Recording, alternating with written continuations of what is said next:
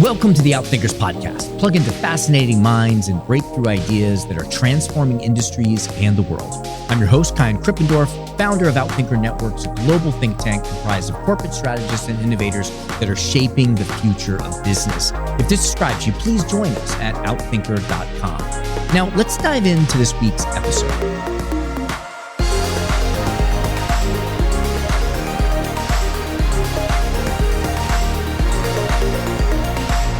Thought leadership is so valuable.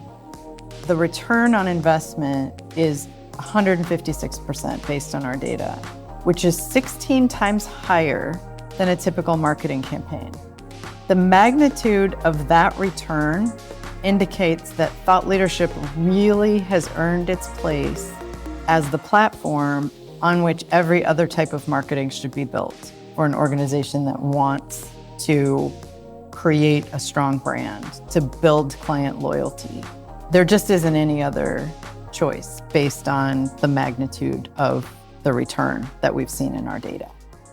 You just heard from Cindy Anderson, the Chief Marketing Officer and Global Lead for Engagement and Eminence at IBM's Institute for Business Value, or IBV. Cindy has co-authored research reports, published numerous articles, and delivered presentations on thought leadership, diversity, strategy implementation, project management, and technology to global audiences. She's a founding board member of the Global Thought Leadership Institute at APQC, a new association that advances the practice of thought leadership. And as you heard in her highlighted clip, she is passionate about helping organizations quantify the tangible benefits and critical role of thought leadership in driving business performance. In this episode, we dive into her just published book, The ROI of Thought Leadership, Calculating the Value That Sets Organizations Apart, which she co-authored with Anthony Marshall. You know, almost every guest we have on this podcast is a thought leader in some form. And in this episode, we get to actually explore the topic of thought leadership itself.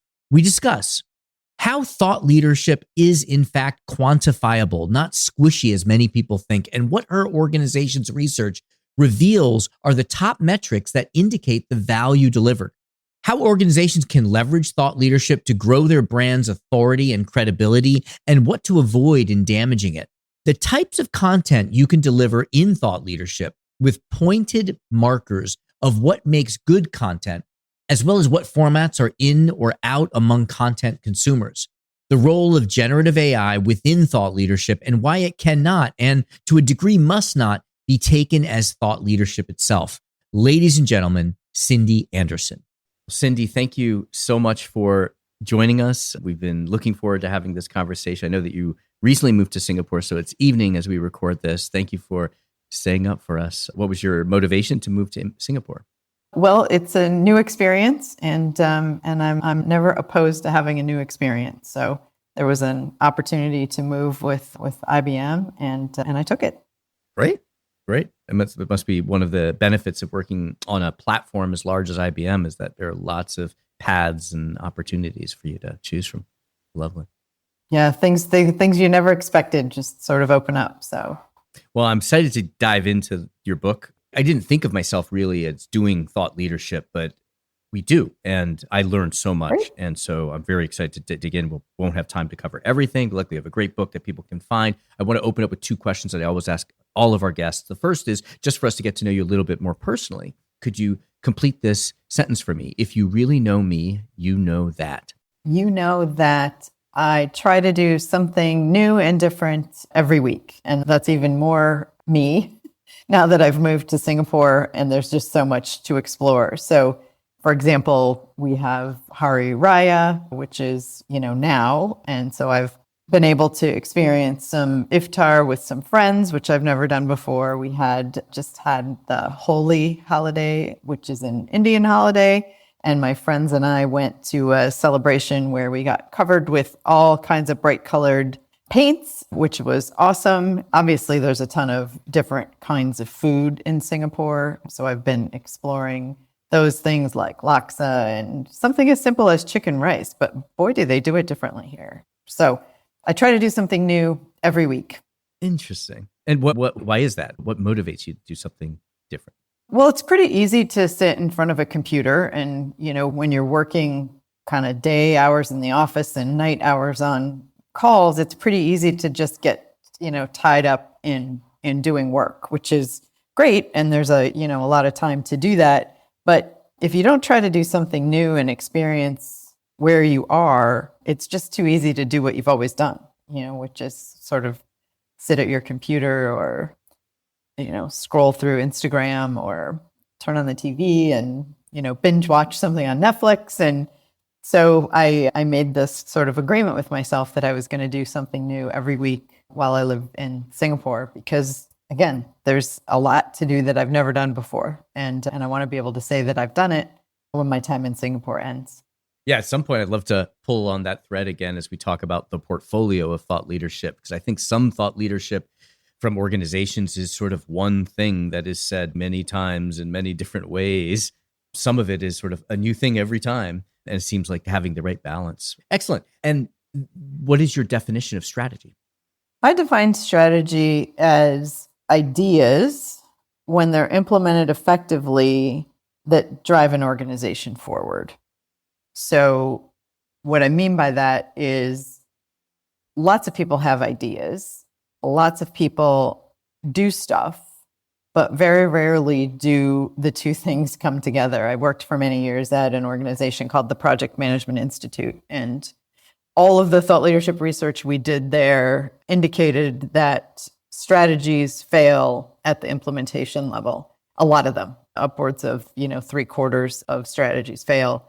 And it's really because of that disconnect between the idea and the actual implementation, the doing it. So that's why I think, having an idea is great, but I don't think you can have a real strategy unless you have that implementation capability as well. Yeah, which I think brings us to next. We did have Antonio Nieto on our podcast a couple of weeks ago. Antonio's great. Yeah, he's great. He was a board director when I was there, so I know him well. Yeah, he's great. Now, there is the doing and there are the ideas. And what I think is interesting about your book is that you seem to take on this idea that thought leadership is sort of very long-term. It's very squishy. It is hard to measure. It's hard to track. Does that actually lead to an actual sale in a project? So, many people believe it's not possible to quantify. What motivated you to take that on, and what did you find? Exactly what you said. Many people believe it's not possible to quantify. And, for the 20, 25 years that my colleague Anthony, my co-author, and I have been working in thought leadership, we've heard over and over, well, how do you know? Why should I spend money on thought leadership instead of something else? You can't tell me how valuable it is. You tell me it's long-term. You tell me that it's relationship building. You tell me it's at the top of the funnel. So we said, we do this for a living. We investigate business problems. We do research that helps us find an insight around a business problem. So if anybody can do this, it's got to be us, right? Who else is going to do this? We said to each other. So we said, all right, well, let's put a survey together. Let's see what we can ask the people who consume thought leadership at the executive decision-making level, and let's see what they tell us. So we did. We created a survey. We interviewed several surveys, actually, 3 or 4 surveys over the course of 18 months or 2 years. 4,000 C-suite executives, average revenue, $29 billion, so big companies. Half of them are CEOs and half are other members of the C-suite. And we asked them if they use thought leadership, how often, what types of thought leadership they use, what impact it has on their business decision-making, and what they do with it on the back end. Just one clarification question as I'm listening to this. You're interviewing them as a recipient of thought leadership or as a generator of thought? Correct. Yes. Yep. The executives who we spoke to or interviewed, we did surveys with these 4,000 executives, and they were the consumers of thought leadership. So the business decision makers who use thought leadership in order to, what we learned was fill gaps in data, fill gaps in analysis that they have in their own organization. Looking for business insight or technology insight or strategic insight or economic insight that they don't get in their own organization. And so we asked them all of those questions. And turns out they told us, they gave us the answers. They told us exactly what they do with it. They told us how often they use thought leadership. And they told us, in fact, 87% of the CEOs told us that they made a specific purchase decision on the basis of thought leadership that they consumed in the last 90 days. That's the first time I've ever seen, and I've been doing this for a very long time, quantifiable data that indicates that executives use thought leadership to make business decisions. Amazing. Yeah. Because I guess traditionally it's been sort of, as you say, top of the funnel, brand awareness building, brand shaping. And it is, don't get me wrong. It's the, very top of the funnel. It's demand creation, it's awareness building, it's consideration. Because if the thought leadership team can't get your organization into the consideration set, then you're basically doing some other kind of content marketing. But that's really where thought leadership plays. It is a long-term approach. It's not anything we'd ever tell any marketer to undertake if they're looking to do one study on one topic one time and achieve the kind of ROI that we received when we did the survey. It really is long-term, and it's a commitment, and it's an investment, and it's the platform on which other marketing programs need to be built. And that's why the return is so high. And you lay out like 3 different types of metrics, right? You've got quality metrics, you've got uniqueness metrics, you've got reach metrics. Can you just unpack those for us? What's quality, what's uniqueness, and what's reach? Absolutely. So we have the 3 metrics that we look at measuring from a thought leadership perspective, or evaluating really: quality, uniqueness, and reach. Quality is really about the answers to your research questions that inform your thought leadership. And that's about the insight. It's what is it that you are offering to your consumer, your thought leadership consumer, from an insight perspective that helps them make a smarter business decision, that solves a business problem or lights a bulb in their mind on an issue that they've been dealing with. And because of the research that you've done, you understand that perspective, that challenge. And then the insight from that research is the quality. The uniqueness metric is really around the questions that you ask. So what is it? How are you going to assess what a business leader needs to make those better business decisions? So when we were thinking about doing the research for this book, we said, what are the questions that we need to ask in order to find the answers that are going to help solve our business problem, which is calculating the ROI of thought leadership? So that's the kind of unique approach that you would want to take. So quality is the answers, uniqueness is the questions, and then reach is really what you do with it afterward. How do you get it into your potential consumers' hands? How do you build relationships using thought leadership? How do you distribute and promote the thought leadership that you've built in a way that puts your organization in that consideration set, in a way that builds awareness, in a way that creates loyalty to the brand? So those are the 3 sort of main kind of buckets that we look at when we, figure out kind of how to measure the value of thought leadership. Now, you're talking a lot about the buyer, the decision maker. However, I think, and I think you allude to this, as we are competing increasingly with partners and ecosystems, thought leadership also plays that role there. I think of Deere & Company, who has transformed itself to a great extent, driven by its thought leadership in precision agriculture. And that was directed at farmers, certainly, but also at all these other partners. Anything to say to that? I think that when you're thinking about the reach, you really have to think about it from a couple of perspectives. You think about who your potential target audience is and who your potential collaborators are. So your partners or your other members of your ecosystem could be either one.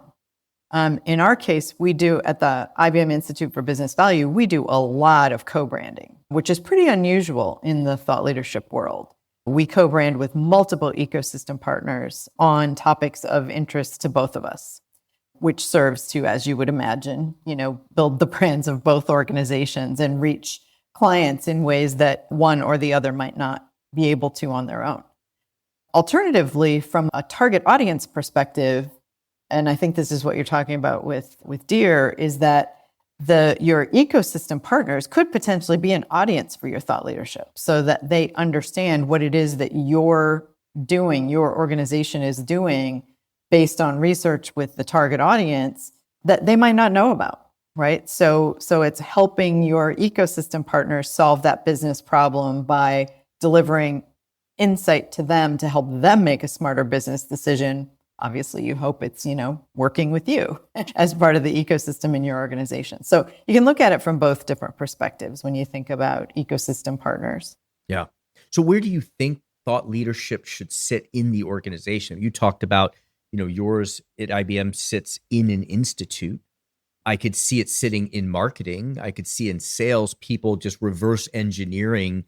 How do I get this customer to read this to make this decision? So in your experience talking to where other people place it, where do you think it should sit? What we found is that it doesn't matter so much where thought leadership sits. What matters is how it's connected to the rest of the organization. And the most important thing about thought leadership, wherever it's produced, is that it needs to be held at arm's length from any of the commercial aspects of the enterprise.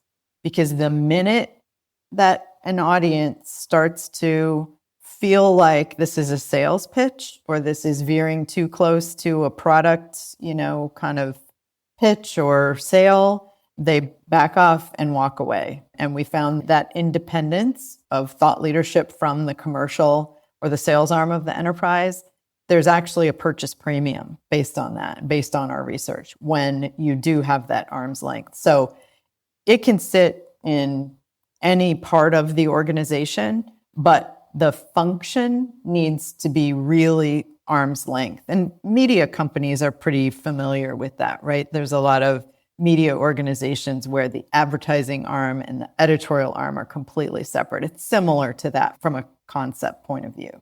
Yeah, so you want to be separate from that sales or commercial arm. Yes. Okay, that makes sense. If media companies have a long history of doing that, the ones that do it well, there is sort of a blending. I do find there is. I know media companies now have often a commercial arm that looks a lot like content. You can pay them to produce an article and advertise and create an event. There is this constant. I feel that also in our little teeny organization. We've got 3 podcasts. We've got a newsletter. We post on other places, and we have our members that are also, we feature and who create content. But there is this constant tension between the marketing sales team that's like, let's write about this person on this topic, and then just what you feel the world needs. Yeah. And it's interesting that, and this is the conundrum of thought leadership, which is the more you try to sell, the less you actually build your relationship. And we can see that in the research. We can see it in the data. When you don't try to sell, but you focus on building the relationship, and your audience knows that you're not doing this out of the goodness of your heart. You're doing it because there's a benefit for your organization, right? But you gotta kind of walk that line, which is let the research tell the story, let the data tell the story. Don't let that kind of internal perspective in your organization tell the story. Don't start from that perspective. Let the data tell the story. And organization or leaders, executive consumers know that it's coming from an organization that has a perspective. Yes. Tell us a little bit more about, you just sparked 3 questions in my mind, so we won't be able to go through all of them, but just tell us a little bit, what are some of the key aspects of what makes good content? You talk about, for example, proprietary data being important. What are some of the other attributes that may be a little more tangible that we can use to police ourselves more effectively, that we're actually producing good content and not just, to trigger sales? The 2 most important elements of good quality thought leadership are that data, that proprietary research. And we know that research is immensely important to the executives who consume thought leadership. They tell us it's the most important piece. Proprietary research, that is research that your organization does on its own, is the most valuable. But many organizations, some, McKinsey's and some of the other organizations use third-party data and do an interesting analysis. That's the second most important thing, is that expert perspective. So the combination of data and a subject matter expert analysis are the two things that are really the most meaningful to executives when they look at quality thought leadership. And interesting, I didn't mention this. Executives who we interviewed tell us that they typically consume thought leadership from 5 trusted organizations. Those 5 aren't the same for every executive. And that's why it's really important for producers of thought leadership to figure out how to get that mix right, how to get the data, how to get the expert insights, that quality, uniqueness, and reach, how to get those mixed up the right way for their organization. Because if they can be in the top 5 for their target audience, then that's where the ROI gets really amazing, that the magnitude of the ROI gets really large. If you're not in that top 5, and that's kind of what we talk about in the book, is that's what you really want to strive for, is to get in the top 5 trusted thought leadership producing organizations among your target audience. I love that. I want to go in 2 different places. I want to, in a moment, learn more about what you're seeing is changing in how people consume, decision makers consume thought leadership, and producing thought leadership with AI. I want to go there. Before we do that, could you just build out, you also have these 5 levers, right? So we have quality, reach, uniqueness, and then I think you're starting to allude to this independence premium and trust. Could you just unpack the other 2 for those other 2 for us? Yeah, the independence premium really comes when the production of the thought leadership is independent from the commercial aspects of the enterprise. So from the product marketing, from the sales arm. And it's really around using thought leadership to build the brand versus an affinity for a particular product or service. So that's kind of the independence piece. The trust piece and quality, uniqueness, and reach are really in the control of the thought leadership producer. You can pull lots of levers to improve your quality, uniqueness, or reach. Independence and trust you can influence, but it's really determined by the consumer of the thought leadership, by the users of the thought leadership. So that's why we say, you really need to be independent, stay at arm's length, stay away from product pitches, stay away from specific sort of sales efforts within the thought leadership. And then the trust piece it comes from kind of a combination of all of those other things, which is if you're producing quality, if you're producing independence, if you're producing, thought leadership that's reaching into the market in the right way, then over time you build that trust with your audience and you do end up in one of those top 5 slots for trusted thought leadership. And there's a purchase premium there as well. How long does it take to get there in the 5? I'm sure the answer varies. Yeah, I think it does vary. And that's something we've talked about studying for the next book. But we didn't ask that question. Those of us who have been, in the field for a while will tell you that it really takes consistency over time. If you're in a new market, probably it's faster. If you're in a mature market, like, somebody like an IBM or McKinsey, McKinsey's been doing thought leadership. They've had their McKinsey Quarterly for 60 years this year. So they've been doing it for a really long time, and it works, and that's why they keep doing it. So absolutely, yeah, and a lot of their content comes also from their work too. There's outputs of their studies with clients, so they do also have kind of a proprietary source of data as well. How are people consuming thought leadership differently today than, 20 years ago, 30 years ago? I'm imagining it's maybe, is long form going away? Is reading going away? Is it more fragmented? Well, it's interesting because we hear a lot that long form is going away, that print's going away, and in particular, that PowerPoint is dead, right? None of those things are true based on the research that we've done. In fact, PowerPoint is up in the top 3 of preferred methods of getting thought leadership insights among executives.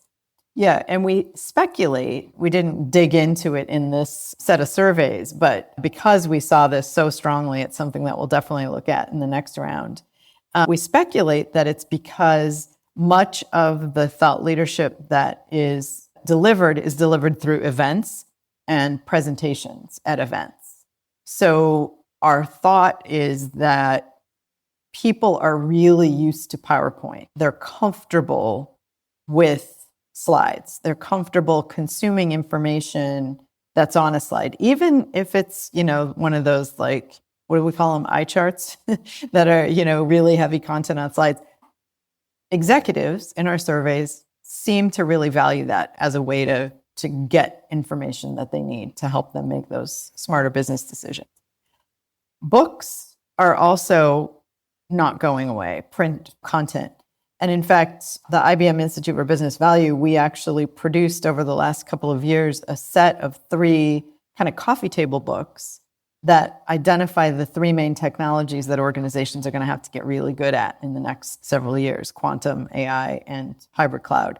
And we have that set, and our executive team uses it with our senior clients to really position IBM in a way that other organizations don't, because people aren't really using print much anymore. So it's a differentiating feature, and I think that's probably why it came out pretty strongly in the research. Now, don't get me wrong. People love podcasts. People love video. They like, short form kind of data visualizations. But when it comes to trusted information that's based on data that's really going to help an executive make a decision, they need to have something behind it. They need to feel like it's credible and authoritative. And that means that it's got to be more than, just a 90-second video. Yeah, got it. Yeah, makes sense that there's the hype and the reality, I guess, and this is a good measure. And I could see that more, say, let's call them traditional forms of content delivery being more credible. Now, that's, say, the consumption side. And also the supply side, you have a great chapter, a great title, Why Generative AI Can't Produce Thought Leadership and Why It Shouldn't, Even If It Could. Talk to us about how AI is being used and should be used, if at all. Yeah, so we just actually had a symposium of the Global Thought Leadership Institute, which is a brand new organization that represents thought leadership producers. And there was a lot of conversation around generative AI. It's moving so fast that it's really hard to research. We've done a couple of studies on it, and the data comes back sort of all over the place. The one thing that we did find in the second round of data that informed the book was that executives, when we first surveyed, they said they were spending about 2 hours consuming thought leadership. Now they're spending 3 hours. So that's a pretty massive increase in the space of about 18 months. Yeah. And some of it we think has to do with generative AI, because they're really looking for that credible, trusted, authoritative information that they can't seem to get through these sort of generative AI kind of generated content reports. So we think they're spending a lot more time really kind of sifting through the things that they really want to see. What we also saw was that there's variable responses to, is it more or less trustworthy? Is it more or less, does it feel more or less independent? Does it feel, so we kind of looked at all of the parameters. So there's a lot more to unpack around generative AI. But what we did do when we were writing the book was we asked AI quite a lot of questions about thought leadership. And a lot of people think of generative AI as just kind of enhanced Google search. And it's really different than that, though it's becoming much more kind of retrieval generated like a search. But it can still only produce content from what it's been trained on for the time being. And if it's been trained on content that's already been produced and data that's already been analyzed, that means that what it produces is only going to be a rehash of something that's already been done. And in the book, we call that thought followership, not thought leadership. So that's really why we say, and Gen AI will tell you that it can't produce thought leadership. In fact, that was one of the questions that we asked it. And why we say it shouldn't, even if it could, is because there's that follower aspect that, I mean, nobody needs more content that's already been rehashed over and over, right? We need a new insight. We need a new way to look at something. We need a different kind of approach to a thorny business problem. There aren't a lot of new business problems, people, process, technology. They're pretty much all the same, but we need a new way to look at them. And you really can't get that yet through Gen AI. Will you ever? Maybe, but we're not there yet. With so many places we could go with that. I find generative AI to be really helpful when I'm producing a new piece of content. It'll take me, say, 2, 3, 4 weeks as I'm developing an idea, and I'm just having conversation. It helps me think.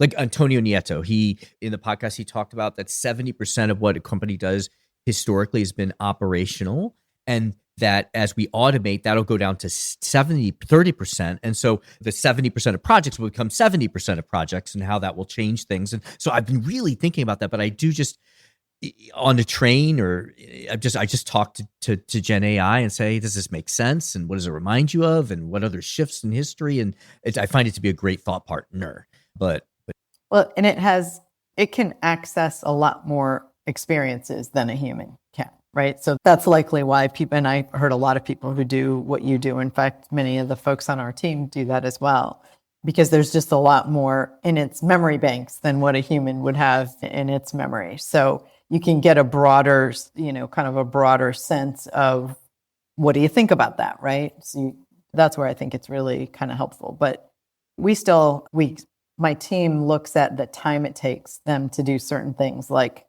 typically a social media post or a blog or something like that. And so far, based on how long it takes to input the prompt, get the feedback back, and then edit the feedback from the AI tool, the team is still faster. My team of experts is still faster. Now, that once the prompt goes in and the return of the initial content happens in seconds, right? So that's what people tend to focus on. But it takes a really long time to write a good prompt.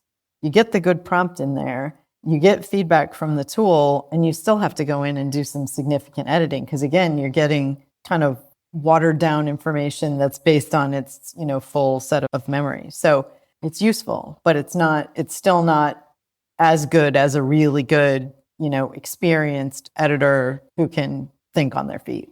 Yes, I agree. As you said at the very beginning, we want to think about, it's not just information retrieval, and it's not write me a 500-word piece on something. That it can do that, but it's not going to be something different. It'll sound very familiar. Right. Yes. Yeah. And I think people can recognize that. So many things I want to cover up, but we're reaching the top of our time with you. There are 2 kind of big ones and one more. Just talk to us a little bit about the portfolio. You talk about timely content, technical content, and timeless content. Just unpack that for a little bit for us. How should a strategist thinking about how thought leadership is an integral part of the value of their company think about the portfolio of thought leadership content? Yeah. So we do break types of content down into 3 categories: timely, technical, and timeless. And the reason that we do that is because I mentioned earlier that thought leadership is a long-term strategy. It's not something that you should take on or invest in if you want to produce one report one time and, kind of wait for the results to roll in. And if that's the case, then you need a portfolio of content.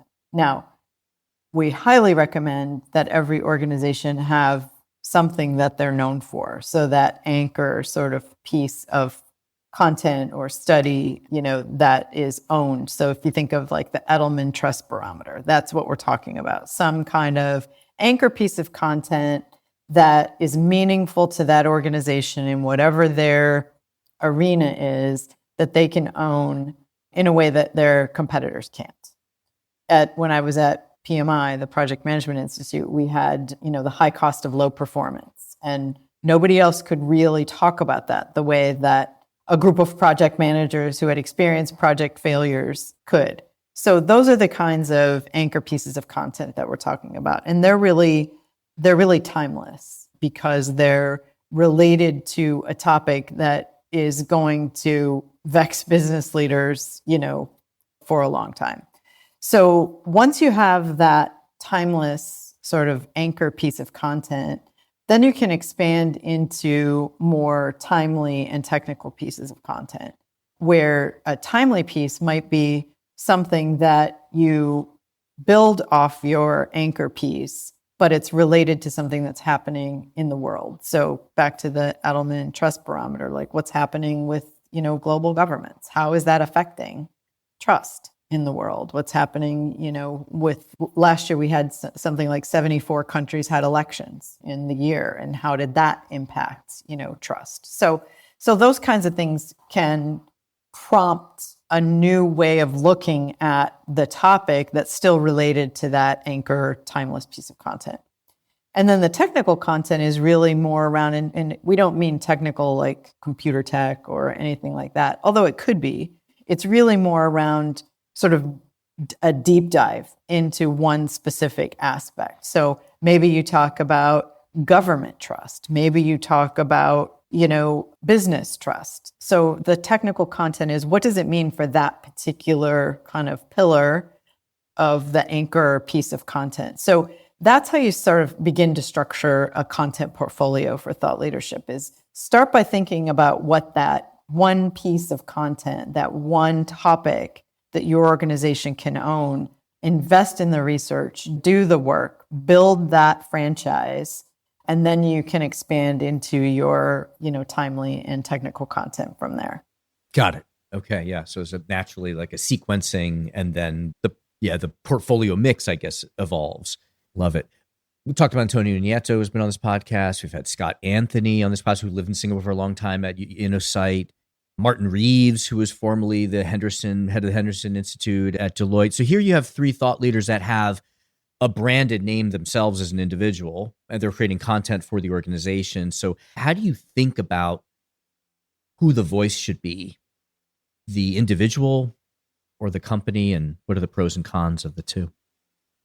I think they play nicely together. So being a thought leader and producing thought leadership aren't the same thing, but they're very related, right?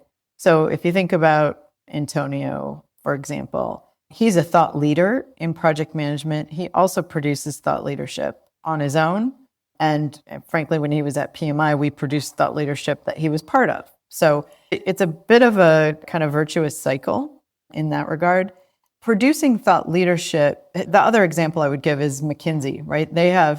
We mentioned that they do some bench research. They work with their clients on producing content. They have their partners are subject matter experts, and they're producing the thought leadership. They're also thought leaders in their field. So again, it's kind of this virtuous cycle of somebody who knows a lot about a topic paired with research that brings an outside perspective in, can produce a really compelling piece of thought leadership that then can be used by that thought leader to advance the topic, right? To help solve a business problem.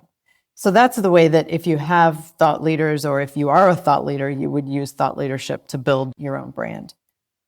Within organizations like IBM, Accenture, other organizations, it's more about the brand and building a trusted brand that can be, accessed by other people through the thought leadership. And that happens also with smaller organizations. PMI did a lot of its work that way, building the awareness and the expertise of the Project Management Institute in the field of understanding strategy implementation and project failure and things like that. So it can happen either way. And probably in the most successful cases, there is an element of producing thought leadership and building a thought leader at the same time. Great. Well, thank you so much. I love the book. Each of the chapters, honestly, when I first cracked it open, I thought it was going to be a lot of prose. And each chapter has a structure. There are 3 things, there are 5 things, there are 8 things. It's very practical. So much in here.